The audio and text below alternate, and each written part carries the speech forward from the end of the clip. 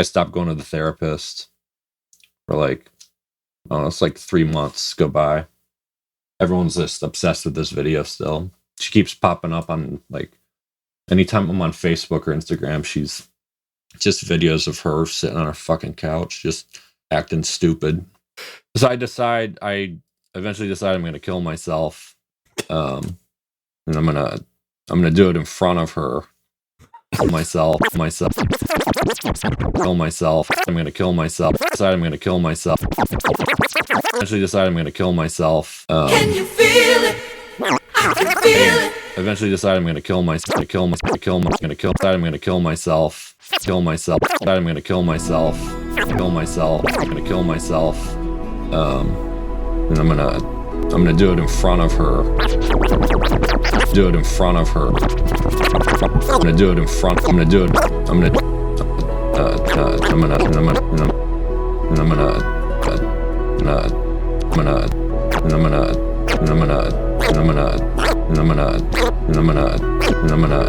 I'm gonna do it in front of her.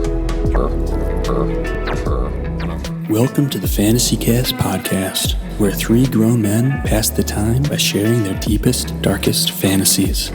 Here we go.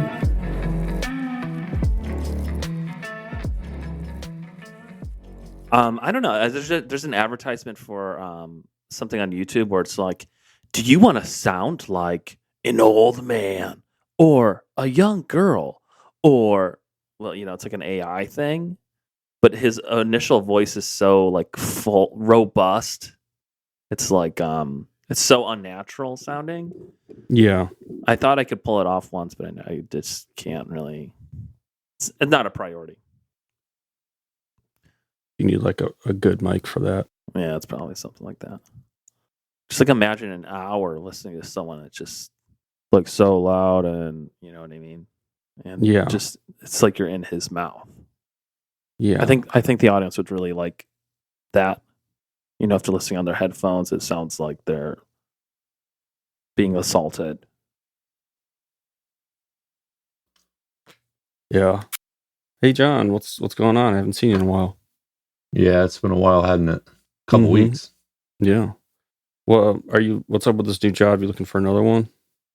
Did I see that? I was, and then now I'm just like whatever. I'm just like be there for 9 years, I'm sure. Yeah. It'll fly by. It sucks. It's like it's the place is super loud. Mm. And I'm not like a loud person. But like one-on-one with the guy, and then he'll love me, but I just don't have that. So I haven't like, I'll work for like 4 days straight without saying a word to someone. Really? Yeah, and it sucks. And then I'll be in this fucking locker room at the end of the day with all these guys that have known each other for 20 years. Yeah. I'm just fucking fumbling around, washing my hands and shit. It sucks. I hate it. What are these other guys doing? They're just like, they worked a long day, so they're just hanging out, chit-chatting about stuff, but they don't really talk about anything. All of them are very dumb. Yeah. You guys share a shower or? There's a shower. I mean, there's showers. I don't shower. Well, you're in the locker room. Do these guys shower? I haven't seen anyone shower. You brought it up, dude. But they do. They all have their shirts off and they're soaping down at the sink. Oh. So they leave their pants on, they take their shirts off, and they fill up their hands with a little bit of soap, and they're rubbing it on their bodies. Yes, it's a dirty job. Are they toweling off? Yeah, they towel off, yeah.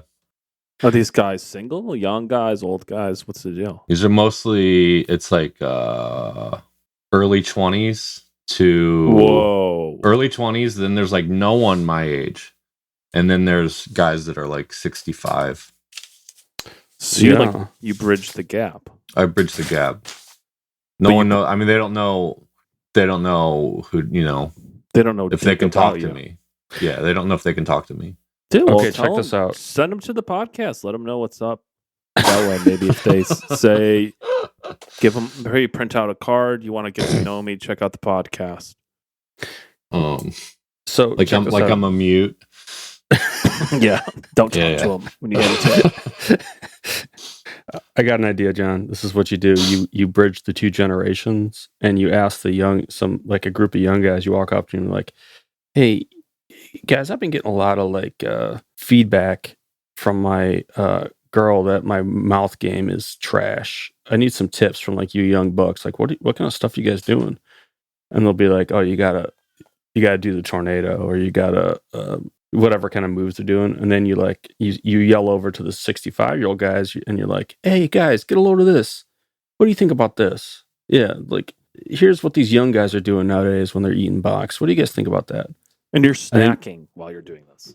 Yeah, and so you're starting this intergenerational kind of rompy kind of a fun time, Yeah, locker room talk.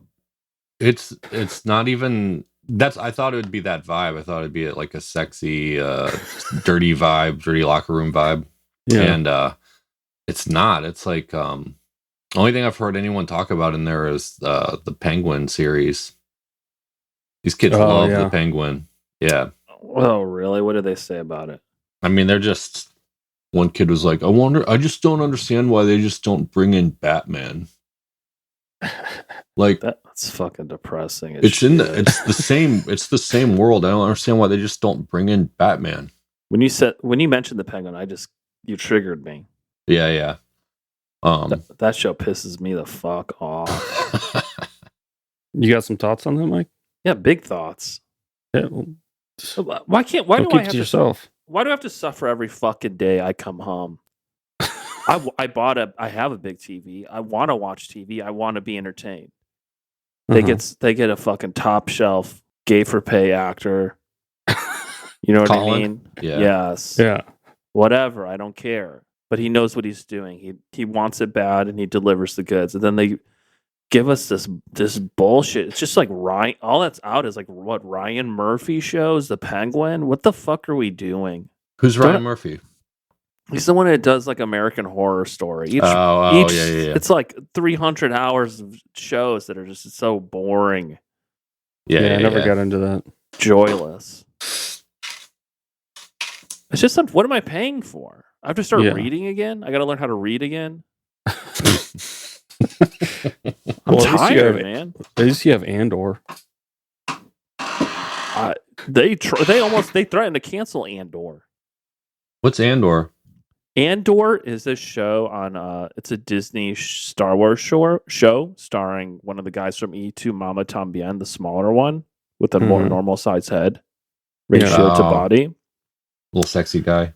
Oh, this guy's adorable. Yeah. And it is just phenomenal. It's just great storytelling. I mean, it's Shakespearean in nature. No episode is a filler like a lot of these shows like The Penguin. It's just running the clock out. You get the gist of it the first episode. I just hate feeling like the person making the show is just trying to fill up time because they don't know what to do. They have no vision. They have no dreams. They have nothing to offer. You know? Yeah. Sure. Yeah. They sold the idea and that's all they had. The idea isn't enough. It's not even their idea. Execute it.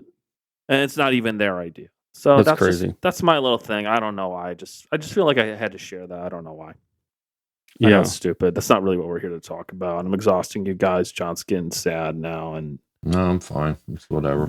Nathan's trying to disassociate. Whatever. I guess I'm just on a streak of fucking embarrassing myself. I started talking about what was I talking about when you guys were? I was talking about the sound quality, and you guys didn't like that. Then I tried to talk about some cultural stuff. You guys don't like that. What do you want to talk about, Nathan? You know what I was thinking about today, Mike? No, is that you've never, at any point that I've known you in your life, ever been afraid to die. I feel like it's one of those things like when I'm actually confronted with it, I'll be terrified. But up until that point, I'm all tough talk. Bring it on. I believe in heaven. I know I'm going there. So you just have this fearless attitude. You always have. When I get on the microphone, it's like do or die. You know what I mean? That's what I'm here for. Yeah. How do you guys feel about that? Do you feel the same way? I do. John? You know what? Yeah, sure.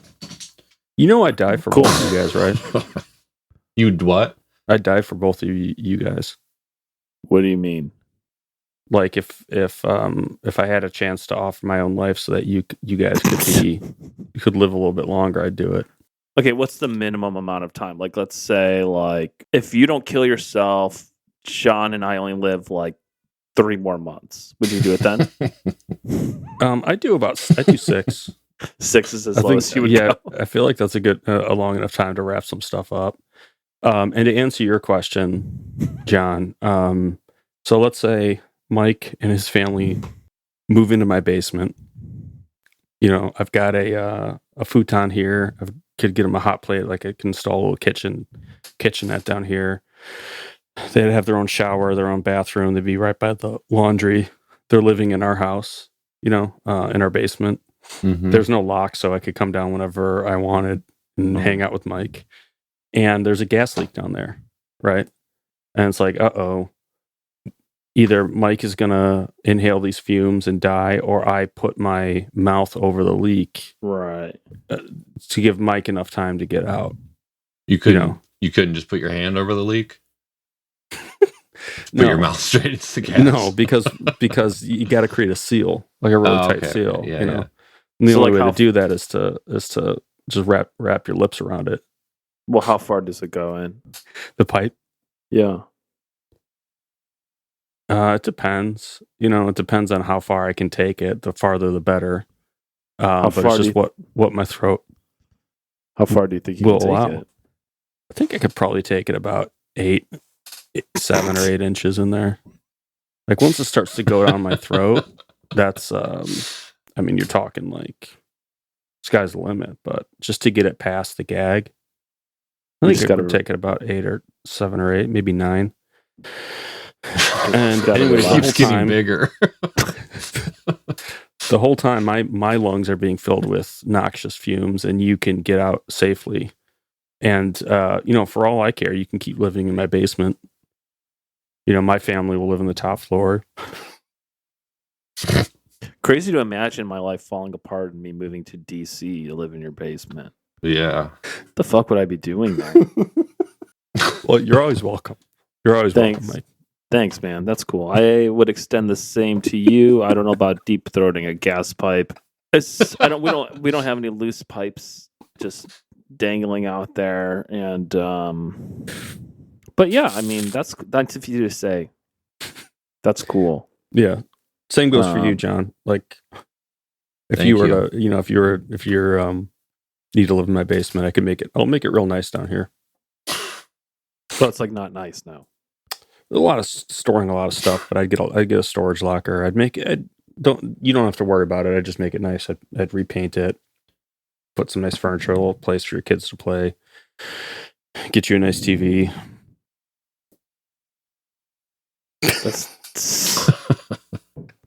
Man. Hey, I appreciate that. I hope it never comes to that. Yeah. How's your body? I hear you're working. You've been sending us pictures of some gains you've been doing for your body. Yeah, I went and worked on my body today again. I've been rigorously trying to tone my body into a really specific kind of a shape, which requires really specific kind of exercises.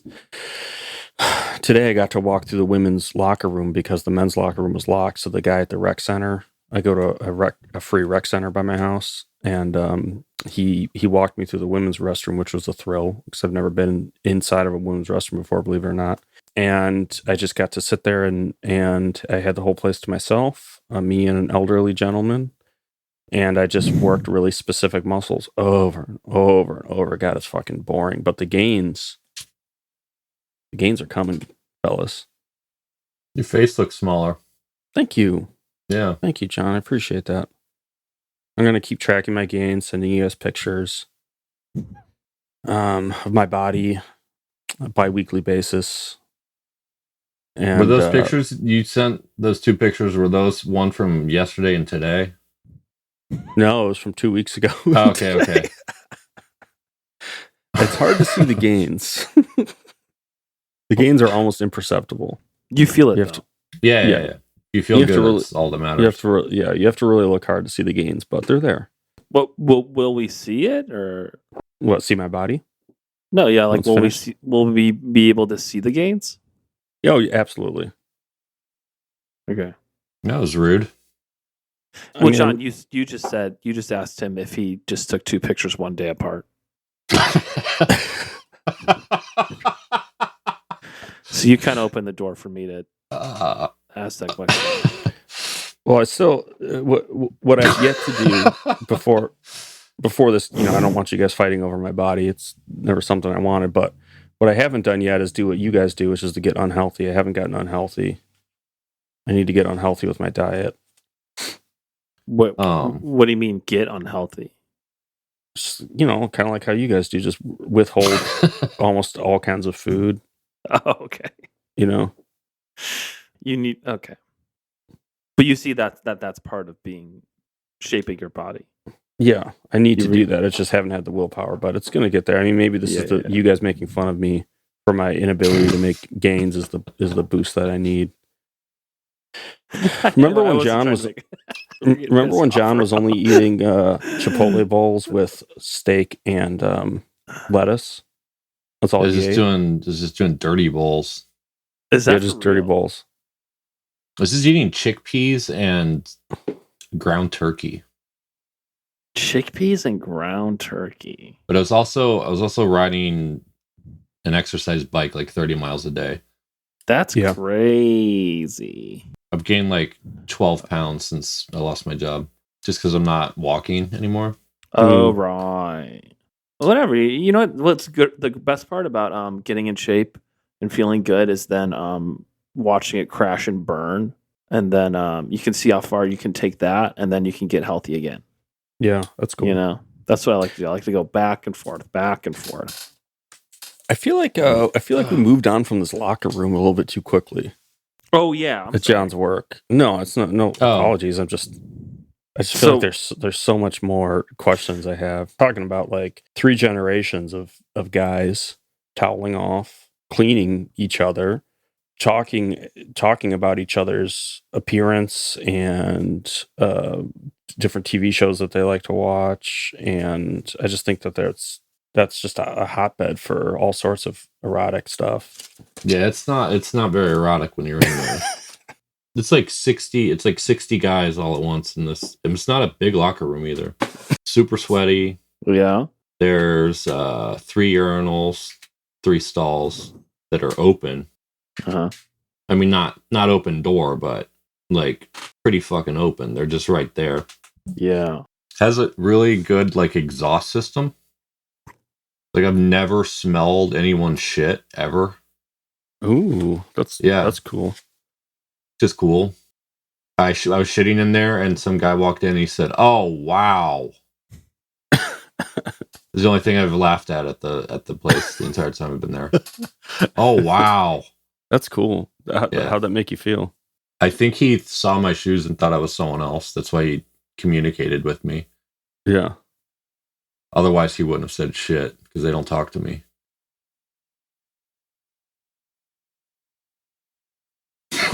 Just like I'm writing. Yeah, I read a book at lunch. Yeah. Yeah. I'd read The Grapes of Wrath or something like that. Yeah. Moby Dick. Yeah.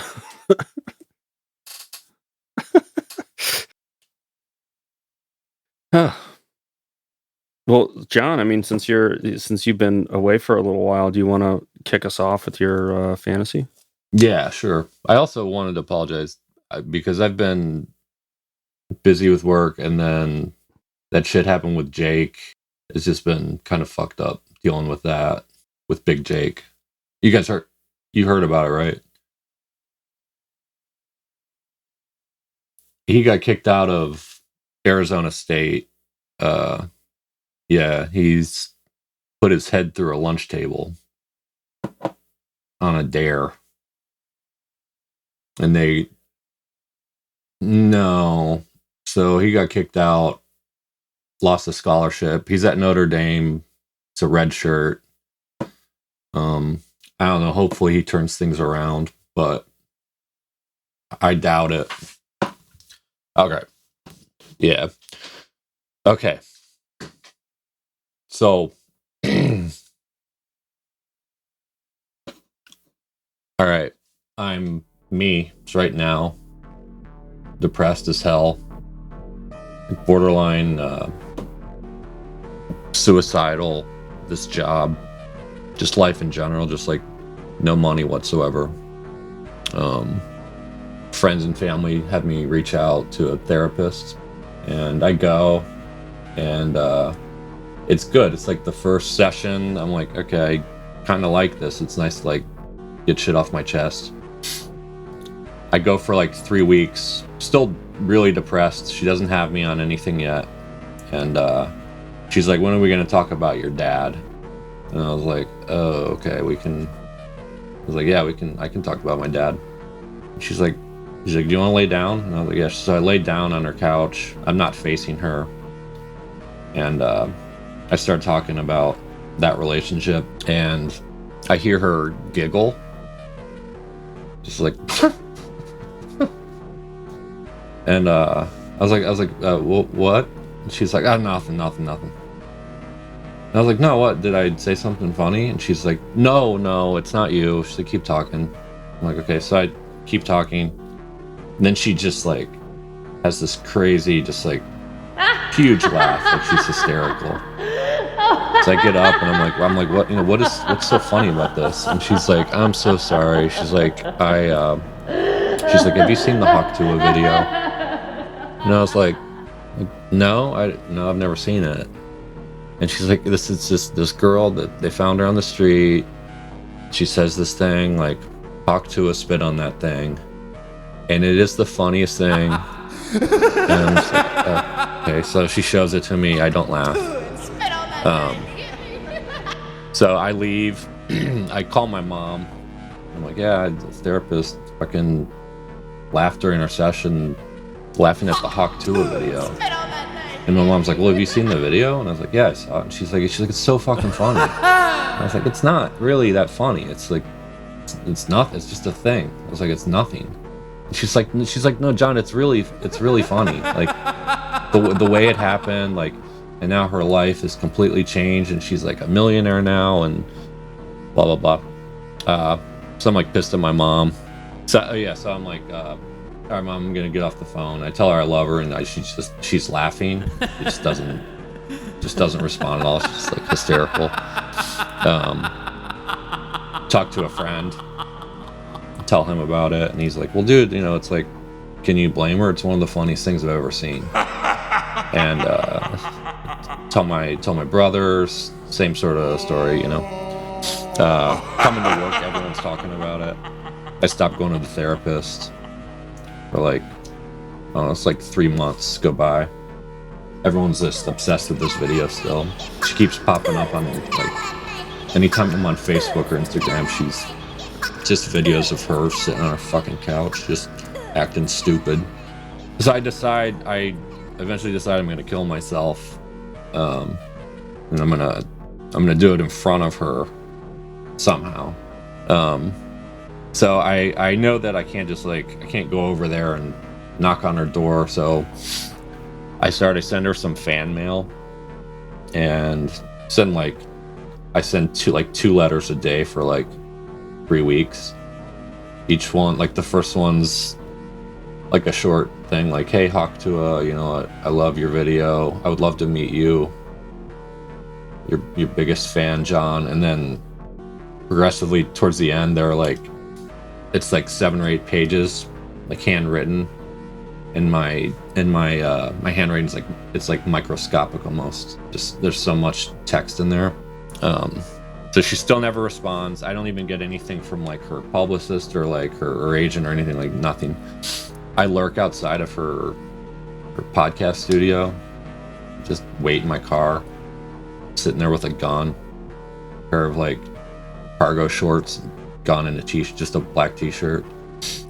So I'm fucking around on my phone, and I see a thing for her, and it's that she's doing like a viral video contest. Like, if you can make a viral video, you can come on her podcast and meet her. I'm like, all right, so that's how I'm gonna do it. So I started filming a bunch of like man on the street shit, but it's just like it's really super aggressive. It's really mean, just like pouring buckets of water on people, or I'm tripping people, or I go into like Walmart and I like I'll have like a sales associate come over to the basketball hoops, and I just dunk on them. Like that kind of shit that's been done before. So I'm getting like nothing's taking off online. People actually just talking shit about my videos because they're just not funny. So eventually I grab the microphone out of Walmart, like to talk over the air, and I say over the intercom, I just say, "Suck on that tip." And my friend's filming it, and then I grab the mic, I fart into it. He posts it, I go home, I think nothing of it, and then the next morning, my video has like 1 million views. It's pretty huge. I'm like almost borderline like celebrity already. So I win the contest. I go down to Hawk Tuah's studios.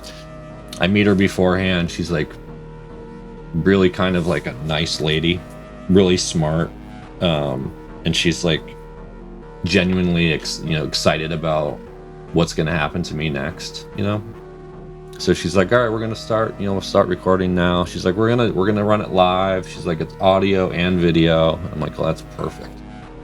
I was like, this is going to be great. And then she's like, I have my guests start the podcast the same way each time. She's like, you ready to say it?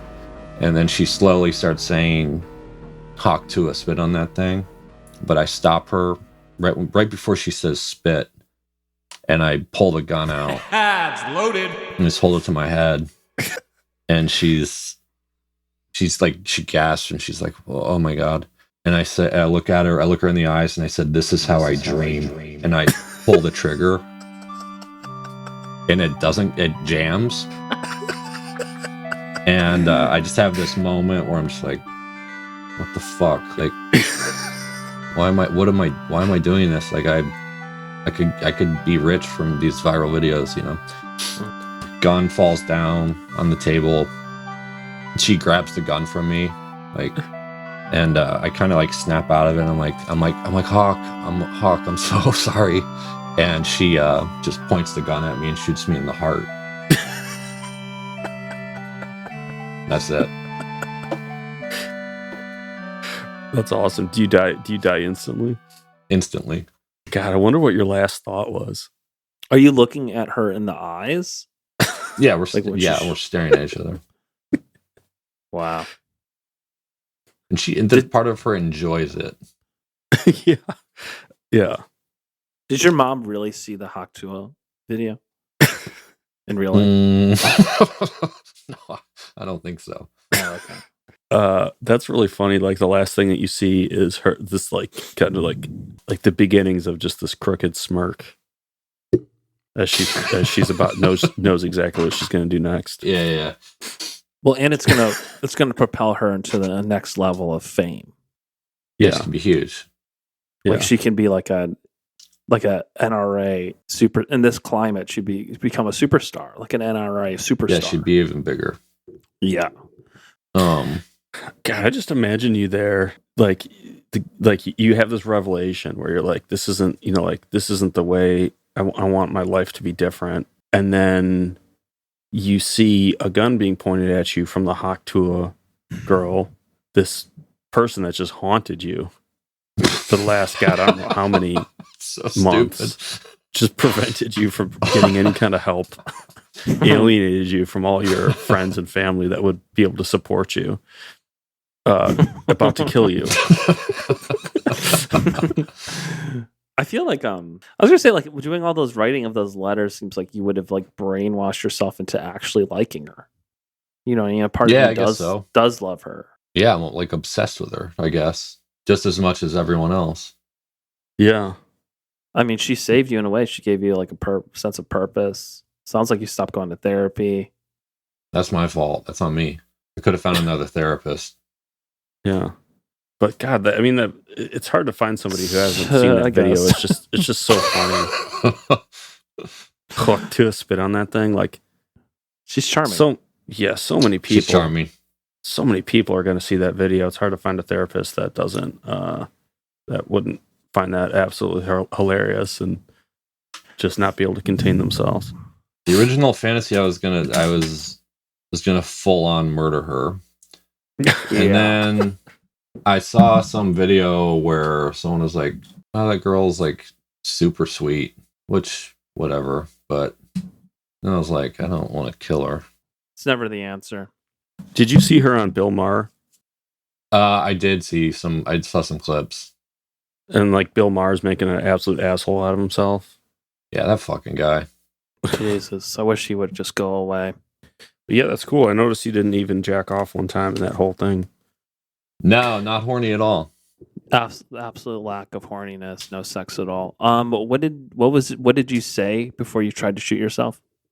I said, "This is how I dream," which I think is from a movie, but I can't find it anywhere. It's beautiful. I forgot how much we used to quote higher learning. Oh yeah. I actually forgot about the higher learning part. Do you know what I'm talking about? Yeah. You want to say it? Do you want to say it? I don't really remember it. I mean, you said it in the chat the other day. Young men, what are you doing here? Plotting to steal. What it is are you exactly plotting to steal, young man? Plotting to steal the information. Does that sound like Ice Cube? In my head, it sounds good. Nathan's keeps shifting his eyes. No, I think it's cool. I knew exactly what you were talking about. I just can't hear without sounds on the recording. You know what's... Does Michael Rappaport play the Nazi? What's funny is he's like Jewish and really... Yeah, he's like a big Zionist Jewish guy. And his like breakout role that everybody remembers him for is the Nazi in Higher Learning. Yeah. Yeah, he's terrible. Can I go next? Okay. So the reason I want to go next is I feel like I've got this. I'm juggling a lot in my head, and I want to make sure that I get it out right.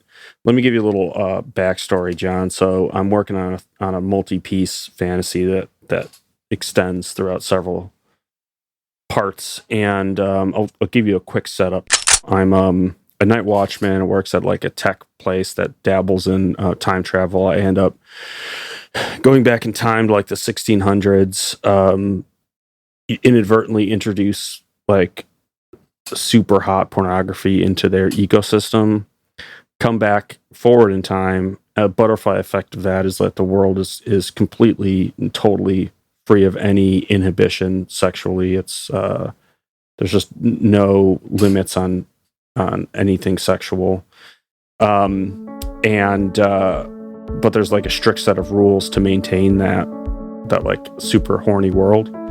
And I get mixed up with a woman at my condo complex that talks me into having sex with a forbidden pocket pussy that was left out in the sun for a long time, and it got really warm and felt really good.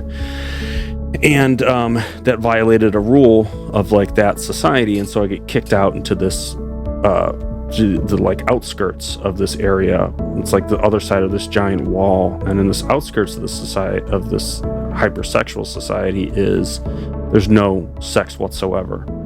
And so it's completely forbidden. Everybody's super repressed. Like the only way that people get any kind of release is through beating each other and violence, hunting and killing each other, eating a shitload of junk food and sugar, popping pills, drinking, thrill seeking, like super intense physical activity, just all these other things except sex to kind of distract them. So me and my girlfriend who get banished, like, are kicked to the curb of this place. We're naked because that's how they found us. We have nothing, and we're easy targets. So we keep getting beaten repeatedly by people passing by, and we take refuge in in like an unincorporated piece of land, pretty big unincorporated piece of land between two highways. And there's like a drainage pipe where like there's constantly flowing water, and we're curled up there. And so there we are together, not knowing what to do, terrified, beaten. We managed to fight off a 12-year-old kid, and that's how we were able to escape, who was beating us pretty badly. So we have nothing to our names. We're huddled up inside this like drainage ditch pipe. Man, is it brutal. The nights are cold, the days are scalding hot. It's basically like a swamp. The bugs are absolutely miserable. A lot of sleepless nights, a lot of hunger, starving, just feeling our bodies eating away at themselves. And every time we think about going out into the world, leaving this piece of land, the threat of a beating or possibly being killed prevents us from going. And so we're terrified, because imagine if somebody discovers us, then they just have free reign to kill us. But we pull together and we make it work. We figure it out through the struggle. We get closer together, and my girlfriend figures out, she finds a couple of oak trees that have a lot of acorns, so we let them soak in the water, and we're able to have a little bit of food. We find some grubs, some worms. We find a couple of vegetable patches. We've got found a place where asparagus is growing, some red onions. There was a box of first wave coffee that fell off of a truck that we were able to snag. And so we're able to kind of make this little life for ourselves. We have a little farm going without sex. We somehow get closer together. Of course, you're saying, well, there you are naked, like you didn't fool around. And no, we didn't. And the reason is my girlfriend tells me, because I'm just like thrown into this world. I have no idea what the fuck's going on. So my girlfriend tells me, she's like, anybody who has any kind of orgasm in this society is struck down. I don't know what it is. I don't know how, but fire rains down from the heavens and it just evaporates you. So to come is to die in this world. She believes it, so I believe it. And we're both starving, and you just don't have energy to fool around like that. It's bitter, baby, and it's very sweet. Holy roller coaster, but I'm on my feet. Take me to the river, let me on your shore.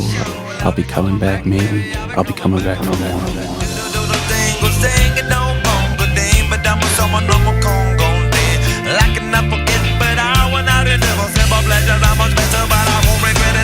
And so one day we wake up in the early morning to like the yells of a couple people that are running through the woods, and it's three other naked people that are running through the woods that have just been exiled from this hypersexual paradise society. And we flag them down, and we're like, come over here. You're safe here. We're one of you. You're one of us. Come, let us tend to your wounds. They've also been severely beaten and shot at by these undersexed, hyper-aggressive people. We bring them in, and it's a couple. It's a guy and a girl, a young guy and a young girl, young lovers, and this kind of like hotshot kid who's also like a young guy. He's a single guy, and he's already has like a big ego on him, I can tell.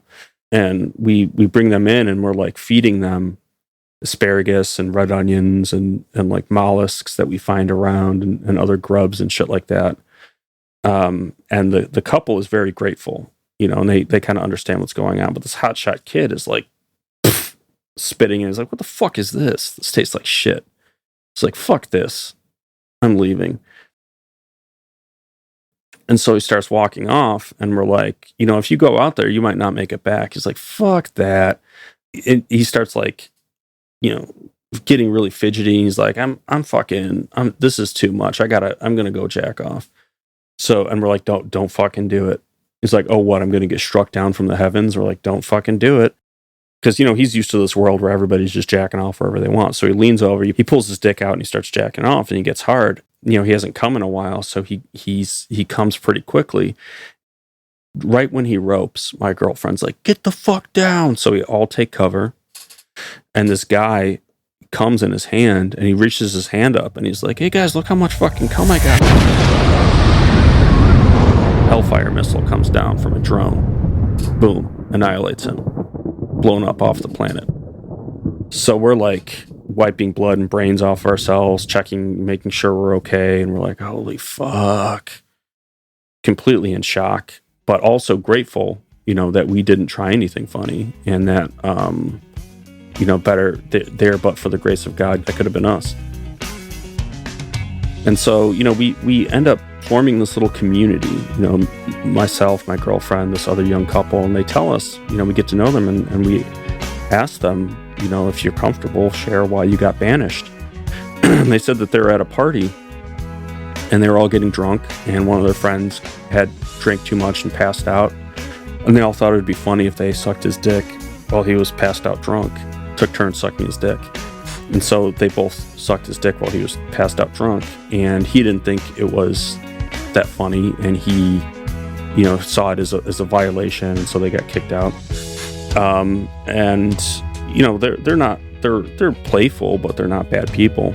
We're spending a lot of time together, and they bring their own set of skills. They're really good foragers, so we get a little bit of diversity in the food. We have a lot of nights around the fireplace getting to know each other, telling jokes, laughing. And there's a lot of sadness too. There's a lot of loss and mourning our lives from before. There's a lot of crying and a lot of tears, and a lot of growing closer together and building a family and building a community. And it's almost like me and my girlfriend are the parents, and they're like our kids, and we bring them into this world. Running through the field where all my tracks will be concealed, and there's nowhere to go.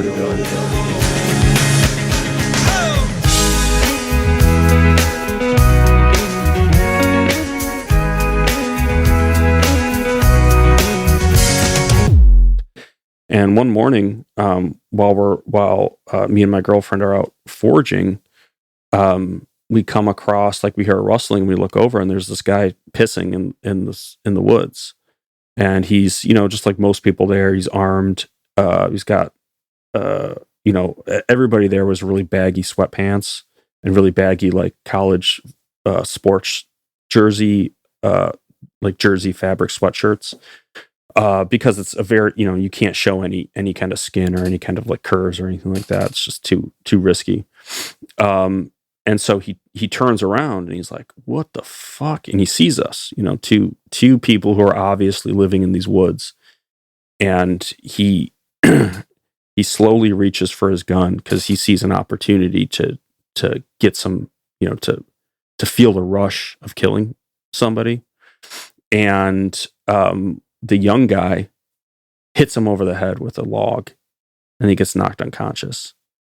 And he wakes up. This guy, just random dude off taking a piss, wakes up, and we've tied him up, and we've taken his gun, and I'm holding his gun in my hand, and I'm like, and we're kind of freaking out, figuring out what we should do, because if we let him go, he's going to go, get his family and bring people and our whole. And they're going to come kill us. But, if we kill him, that kind of goes against our, it's like, we don't want to, we're not murderers, we're just trying to live and trying to exist. And so he's like, this dude who was just trying to take a piss. He's like, "You guys are so fucked. What are you going to do? You're going to have to kill me. You can't let me go. If I go, I'm just going to come back and I'm going to hunt you guys down like dogs. And I'm going to take your world here and I'm going to turn it the fuck upside down. We're going to have so much fun torturing you guys. We're going to make a whole fucking day of it. Hell, we'll even send your bodies back to the fantasy world. And I shoot him in the head. I'm like, and as I discharge my weapon, I just feel this shudder of power and joy just rushing through my body, and excitement. And I'm like, "Oh God." And I'm trying to contain it. I'm trying to feel good. In my, trying to contain the joy that I'm feeling is not to scare the people I'm with. And my girlfriend's like, they're going to send people, people are going to come looking for him. I'm like, "I know." He's like, "What?" And she's like, "What should we do?" I'm like, "We're going to stay and fight. We're going to stay and fight. We've got this gun. We're going to fight for our land." And so there we go. We're like, we're living every day knowing that people are going to come look, and sure enough, they do. And they come, and they pull up in a couple of pickup trucks, and they hop out, and I do my best to fight them off. I take a couple of shots from the woods, but I'm no soldier. I don't know what I'm doing. I hope I can scare them off, but it doesn't stop them. They keep coming and coming and coming, and they're shooting,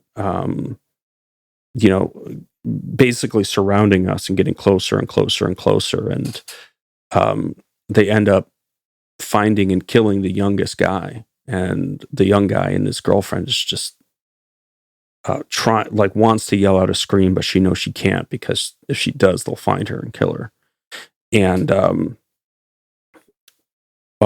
me and my girlfriend, our hiding spot is exposed, and we get up and start running, and one of the relatives of the guy that we killed is shooting at us, through the forest, and just barely missing us, and he finally has us in his sights in a clearing, and this young girl shoves him, and knocks him down, and he gets up and he's like, "Oh, you just made a huge mistake, little darling."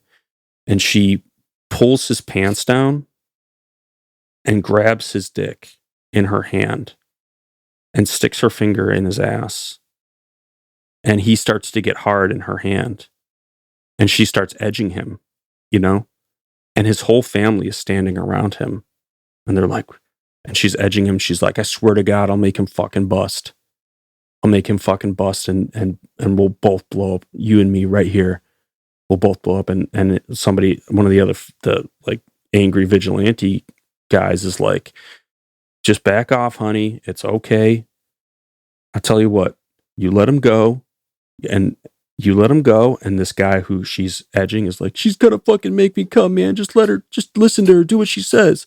And she's stroking him. And he's like, "If you let him go, you could be a queen here. You could run this place. We'll make sure you get anything you want. Anything's at your fingertips. You can leave here. You don't have to live in the mud here. You can live in a palace. Get all the food you want." And she's stroking him, and he's like, "We'll make this your heaven." And then she's like, "Well, then I'll see you in hell." And she fucking she drops down and gags on him. And that just sends him. And boom, boom, boom, boom, boom, boom, boom, hellfire from the sky. Blows them all up. So here, me and my girl, we went back to our hiding place. We're hiding in this little drainage ditch, curled up. We hear the barking of dogs. More people are coming. We were naive to think we could fight them off, because just more people are coming. The commotion and the ruckus brought more people, and people are smelling blood. They see an opportunity to kill. And so we know that our time on this earth is short, and we're huddled up and we're close together. And, I'm like, I told her, I'm like, you've held me many times, but this is the first time that I feel held, by you. And she's like, "I feel the same way."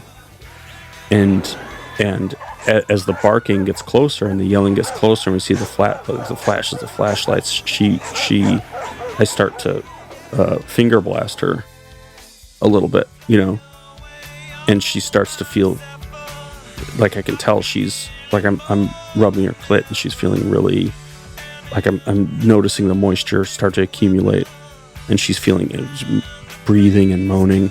And I keep going and going, and the dogs are getting louder and louder, and I hear some guy being like, I found them, they're in this hole." And right when she's about to come, I whisper in her ear, I say, "We're gonna live forever."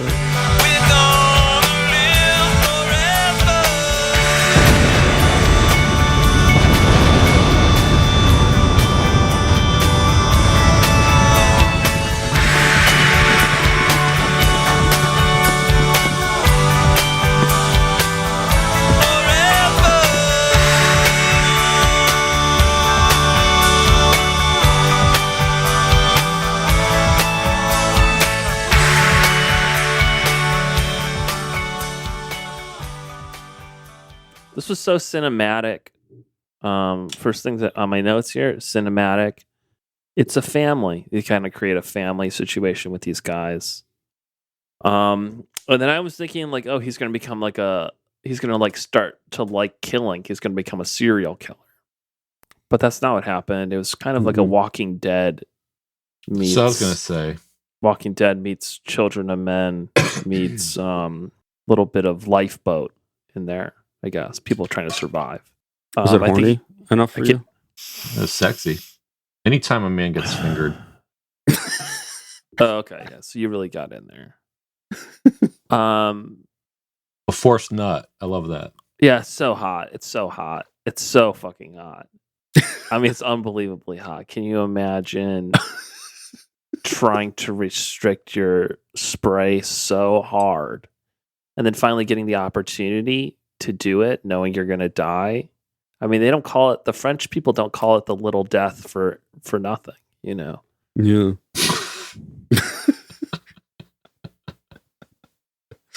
So that's man. cool. Imagine, busting, and when every time you bust, it takes like 10 people's lives around you, and they have God. no control over it. That is so hot. Yeah, imagine like every time you nut somewhere in the world, 10 people die and you're completely disconnected from it, but you know it's happening. So What a you and conundrum. your girl didn't ever like just edge each other? Yeah, I would have to imagine we did. Well, no, I take that back. I don't think It's we too did. scary. Too scary. Yeah, It's you like playing can't risk Russian that. roulette. Yeah. Sexy though. It's so sexy. Just Like, we popping it in.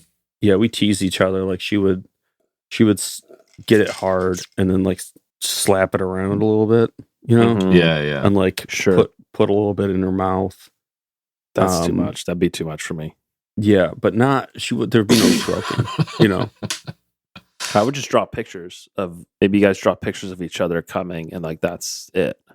Yeah, You know, That'd be cool. crayons writing on wall, like cave drawings or something. yeah. I had an alternate version where we killed a guy who's taking a piss. We take his credit card, his clothes. We go to like a Walmart, buy some Dockers, some capri pants, big sweaters, and we just kind of blend into integrate into the society and embrace everything. You know, because besides the constantly worrying about your physical safety, it sounds like it could be a pretty cool place. Yeah, you just have to be able to kill. Yeah, It'd be cool to get like gorging, blood if you- sports. you've got like a ton of people and you built like a human shield and you had Yeah. sex beyond underneath them and they all got blown up. Yeah, or you created a bunker, like 100 feet underground, under like And you put a bunch of- solid concrete.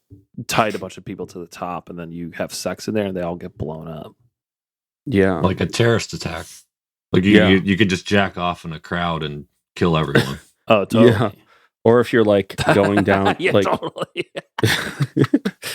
like you're driving You got down a foot, down you the jack off at a football game and yeah. kill 10,000 people. I'm sure That would be it so happens cool. all the time in that world. I also picture like driving down, like getting a really fast car and like driving through like a populated area, coming and just having the missiles like chasing you, essentially. God. You know, That's like for the sequel.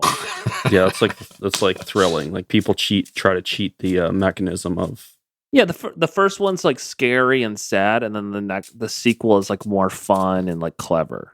Yeah, it's just people that have You loosen learned up. to live and have fun and adapt.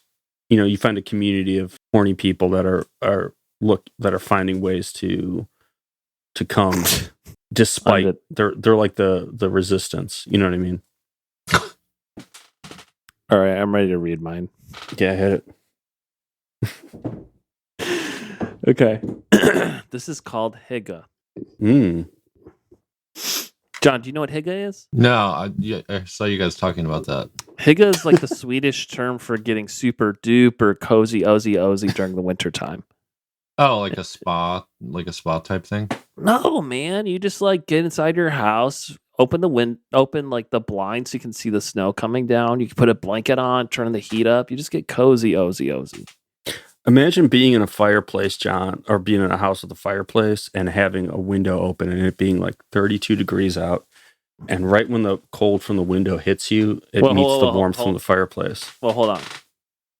This gets. I get into this. I don't blow my wad because I told you this cool thing. We'll get into it, Nathan. Sorry, I don't mean to step on your dick, but No, please. okay, cool. All right, so maybe you'll figure out what Hygge means after I read this. Hygge. I'm a really fit guy that has that loaf of bread haircut that a lot of influencers have. John, do you know what that is? Yeah. Okay, cool. I'm rich from my YouTube channel that I started with some friends in 2009. Our thing is buying a bunch of stuff online and destroying it with fireworks and BMXs, potato guns. We use propane tanks sometimes. My name is Benny. My friends' names are Lyle, and the last one's name is Fahim. Yes, it's true, through the years we've had various sexual crossovers. I've had sex with Lyle's partners, and he has done the same to mine. Fahim has watched on while I have sex with a few of my sexual partners. None of us drink or do drugs. So we've been doing this for years and years. And we make a lot of money because we get over 1 million views per video. We are part of people's lives, and I don't ever take that for granted. We are part of people's lives, and I don't ever take that for granted. Can you feel it? I don't ever take that for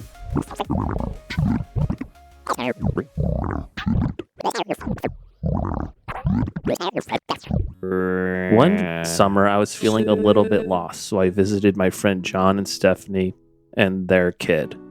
When I showed up at their house, the place had how do I describe this? Have you ever walked into a place and you can just feel like something was off? Damn, what the fuck is up in here? Smell like shit. Like something horrible had happened there? When I walked through the door, John didn't even look up at me. He was wearing a tank top sitting at the kitchen table. His skin was pale, and he looked like he hadn't left the house in weeks. His wife was wearing sunglasses and headphones and greeted me at the door, and she showed me to the room that I would be staying in. I never saw their child the entire time I was there. I only heard scratching in the walls and ceiling, and I could tell that I was being watched in the middle of the night. I yelled, "Is anyone there?" in the middle of the night. Then I heard frantic scratching away in the ceiling, knowing that it was likely their child running away, clawing through the frame of the house. They took me to John's parents' house for a barbecue, and everyone seemed to be trying to not talk about John, no matter how much I tried to get to the bottom of what was wrong with my friend. Long story short, I got the idea that John just doesn't blast as hard as he used to. Basically, I then went to visit Nathan at his house with his family, and it was basically the same story. They were miserable and unable to bust as hard as they used to. These were two guys that just didn't have what they used to. They lost something. They were dusty and sticky and stuck in a situation that would never, ever change. At least that's what it seemed like to me. When I got home, I realized that I had a lot to be grateful for. There I was, living in Austin, Texas, a popular YouTube channel that paid me more than most people would ever make in their entire lives. I have a rich dating life filled with some of the most beautiful women that you could ever imagine. For example, when I was feeling more of an urban vibe, I'd go on a date with Tanya. She had sandy hair, but it was short, and all of her clothes were beige but stylish. She was someone that did unboxing videos and had a really big following and made a lot of money that way. She would make these videos and she'd always be wearing long sleeve sweaters that you can see grabbing packages that she would crinkle, that she would open up, all that she ordered online. And you could tell that she was pilled out of her mind, the way that she was handling these packages and the way that she talked about the items. She would then put on a show putting on the outfits, and she looked pretty good, but you can always tell something was off.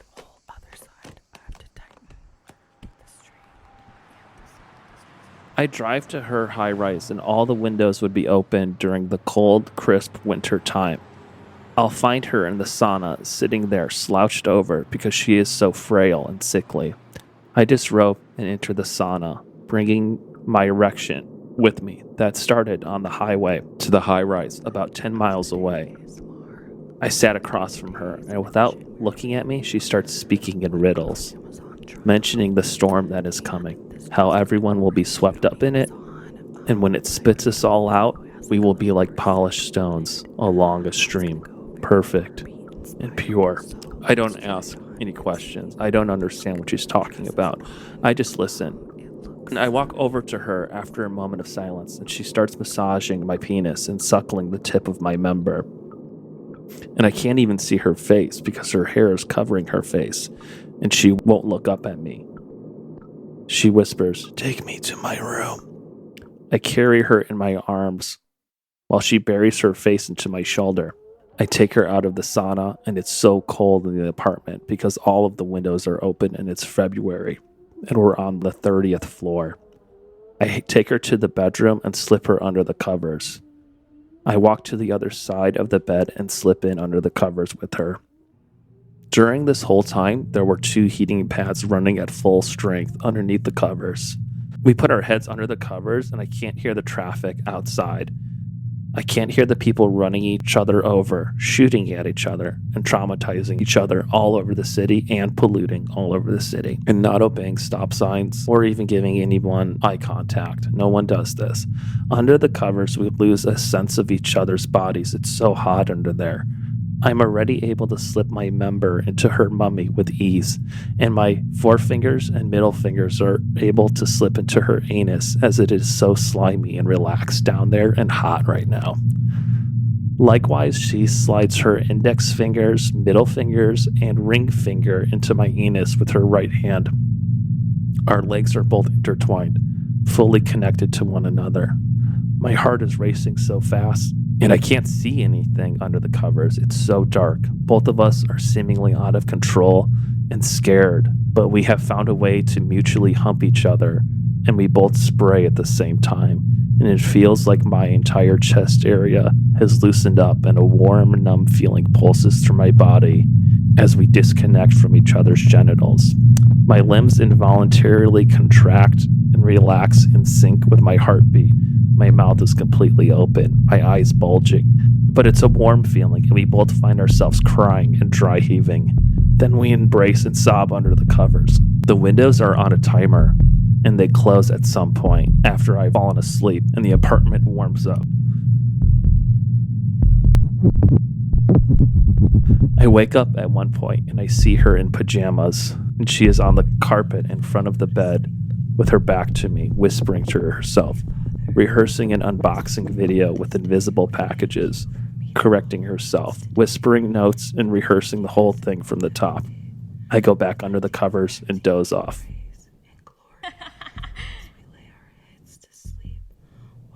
When I'm in a silly mood, I call Karen.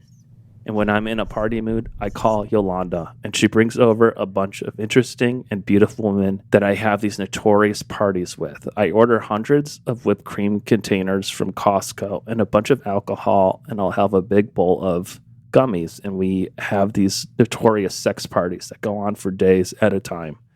And then I'll take a trip to an island in Greece to dry out and spend times with my friends, Grace and Will, and their lovely family. One day, the FBI raided my place while we were shooting a new YouTube video where we were attacking a pile of thousands of cell phones that we bought new and took slow motion footage of. There was a big trial about tax evasion because I used money I made to fund these sex parties. I called them Fierce Off, but it was really a trial of my character. I tried to defend myself as much as I could. The videos from the Fierce Off parties surfaced where I could be seen wearing a baseball cap to the side, barely resting on my head, a bandana around my wrists, just saying to the camera, every day, it's every day, every day, it's every day up in here, every damn day, every day.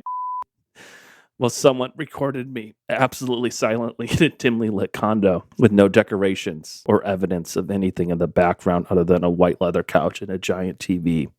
There's another video of me later in the night with the same hat on, with sunglasses on, barely awake, and I'm struggling to make the devil horn sign with my hand, and I keep saying, Gaza, Gaza, Gaza, while nodding out. Again, some unknown person is recording the whole thing while I'm doing this. They show these videos at the trial, and it's not looking good for me. The final nails in the coffin was when Nathan's family, and John and his entire family are put on the stand. And they all talk about how I'm a bad person and bring up stories about how I am not a good person. I get found guilty, and I have to do 5 years in prison. But I don't care. I made a lot of good friends in prison. I learned a lot about myself, and I have a clear idea of what I am to be grateful for.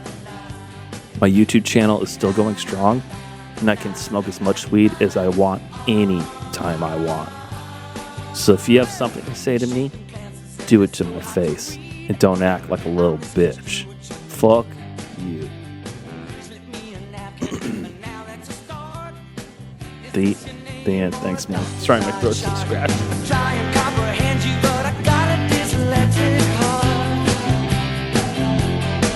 I ain't dying to offend you. I've got a dyslexic heart.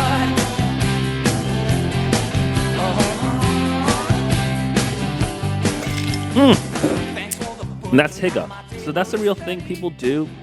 Aaron, my wife, told me about it. That Swedish people in the wintertime will open up all their windows when it's freezing out. And they'll put a heating pad under their blankets. And then you just get cold as hell. You get your bedroom cold as hell. Then close the window and you jump under those covers and it's so hot. And you must just get so cozy-wozy in there. I don't know. I'm going to Sounds do nice. It sounds so nice. I really like how you described the sex that you and your partner were having under those covers. Tanya, yeah.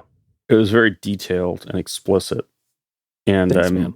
I'm wondering, so John, the last couple of episodes, Mike would have a fantasy where he would have sex with somebody, and he didn't differentiate what kind of sex he was having, and it really felt to me like he was, like in this fantasy he was having anal sex, but he had to clarify that it was just regular sex. And so I feel like, Mike, the detail with which you describe the sexual encounter, I can't help but feel somewhat responsible for that because of my oafish misinterpretations of your last fantasies, feeling like you had to go into extreme detail. No, I would just got swept up in the fantasy myself. You know what I mean? I think it would be so cool to do these things and to feel this way. Yeah. So, yeah, it's got nothing. When I'm fantasizing, I'm not thinking what Nathan wants. You know what I mean? Yeah. I'm not thinking, is Nathan gonna like this? Not at all. Yeah. Because, well, I mean, I'll be honest with you. Before, not that I don't care what you think. It's just that I think to serve you, to get you off. Sure. You know what I mean? Yeah, I gotta yeah. get myself off first. Yeah. No, but I, you know. Yeah, and what I'm saying is I appreciate, I hear what you're saying, and I agree with you. And I would never want to imply that you had to cater your fantasies towards me in order to get me off. But I just want to say I appreciate that, because I really, before you explained in detail what was happening under those covers, I could have sworn that it was that you were going to have anal sex. But you went on. We did, in a way. Yeah. You went on to describe in detail exactly what was happening, which was very helpful for me. I'm very literal minded. Okay, gotcha. I need things to be laid out. I'm sure you had an influence. So you know that there was two. I had index finger and middle finger. Yep. And then she had in your ass, me, right? Index, middle, and ring. In me. Yeah. So it's like more of a vertical thing. Yeah. I think that's sexy. And I also like, God. you know, I like how you painted a picture of the character named Nathan and the character named John as these like useless, limp, pathetic guys that can't blast really anymore. I thought that was really cool. Would you say we don't blast as hard anymore? Yeah, we don't Just blast like as hard as we used to. As you used to. Yeah. You know, and you're kind of suffering for it, but that's just not. It's not real, guys. It's just. Yeah, it's just a fantasy. I mean, it's just it's just to show like contrast with the the main character. I mean, I didn't It's even not think that like- you were talking it's not about a us. I just thought it Oh, was okay. coincidence, you know. I just couldn't think of any names. Talking about our shitty houses and how we live in squalor. Yeah. Yeah. Were your other Mm. friends real? Will and Grace, yeah, they are real. I figured. I kind of choked saying their names. I wasn't sure if it just didn't feel right. It'd just be fun to just give shouts out to people. Do they you listen? know. I don't think they even fucking listen. Oh, so they didn't consent to being in one of your sexual fantasies? No, I guess like when I was thinking about it, it's like you want to mention people's kids' names and stuff like that. It's kind of nothing weird is happening. I really wanted to get into it with John's parents. I thought that would be really funny to just be hanging out with them for a really long The time. barbecue. I thought that would be cool to just expand on that. But Yeah. Yeah. I think it'd be cool if you it's like threatening in a way. Yeah. You know. And they like me so much, and they're always Yeah. telling me how proud they are of me. It's like a what about Bob situation. Totally. I really liked that fantasy. I thought it was really fun and sexy. And just there's something that feels really nice about imagining being in even in the hot tub that you talked about. Like I see a lot of stuff from Japan where they have these really snowy areas, but they're in the mountains, so they're not really that cold. And you can get in a hot tub and there's snow around you. And just the steam is coming off the hot tub, but it's not so cold that the top of your body doesn't get too cold. What more can you ask for? I know. You know, do yourself a favor. Take a hot bath. You know what I mean? Yeah. Crack a window. It's a blessing. Let it get steamy in there. Just gotta fill a tub up with hot water and Yeah. sit in it. Take a couple of painkillers. Crack yourself a bottle of wine. I was watching the football game Sunday in a bath. Ooh, that's a treat. Yeah, it was cool. I've got the iPad out. God. It was nice. I sat there and I got a couple books, but I was like, you know what? I'm just going to watch the Bears play the Packers to see how it goes.